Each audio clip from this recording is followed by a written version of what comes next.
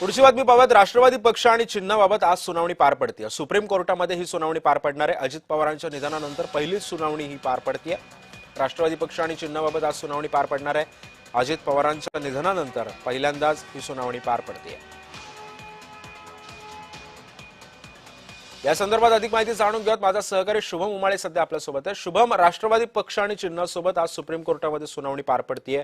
अजितदादांचं निधन झालंय आणि सुनावणी होणार आहे।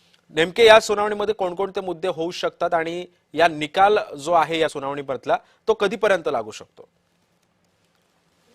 अर्थातच अजित पवार यांच्या निधनानंतर पहिल्यांदाच सुनावणी जी आहे आज सुप्रीम कोर्टामध्ये पार पडणार आहे। उद्देश आणि अशामध्ये नेमकं विलिनीकरणाबाबत ज्या काही चर्चा मागील महिन्याभरापासून किंवा अजितदादा यांच्या निधनानंतर प्रामुख्याने सुरू आहे, यावर काहीतरी एक वेगळं आज चित्र पाहायला कोर्टामध्ये मिळू शकतं का, असा देखील एक मोठा प्रश्न उपस्थित होत आहे। कारण की अशामध्ये दोन्ही पक्षांचे नेते हे एकमेकांसोबत जवळीक साधताना देखील दिसून येत आहेत, तर वार प्रतिवार करताना देखील दिसून येत आहेत। अशामध्येच काल मुंबई या ठिकाणी सर्वपक्षीय अजित पवारांसाठी शोकसभा जी आहे ती देखील राष्ट्रवादी पक्षाकडनं ठेवण्यात आली होती।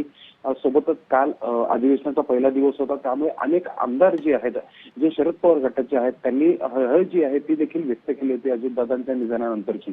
अशामध्ये समजा पाहायला गेलं तर आज सुप्रीम कोर्टामध्ये पहिली जी सुनावणी संपन्न होणार आहे, यामध्ये काही वेगळं चित्र पाहायला मिळतं का हे पाहणं महत्वाचं असेल। इतकंच नव्हे तर मग कोर्टामधली सुनावणी ही तात्पुरतीरित्या कुठेतरी चालढकल करून विलिनीकरण समजा होणार असेल तर मग राष्ट्रवादी पक्ष आणि चिन्हाबाबतचे सर्व प्रश्न आणि सोबतच सुनावणी आणि खटला जो आहे तो देखील थांबवण्यात येईल, असं देखील काही राजकीय विश्लेषक सांगतात।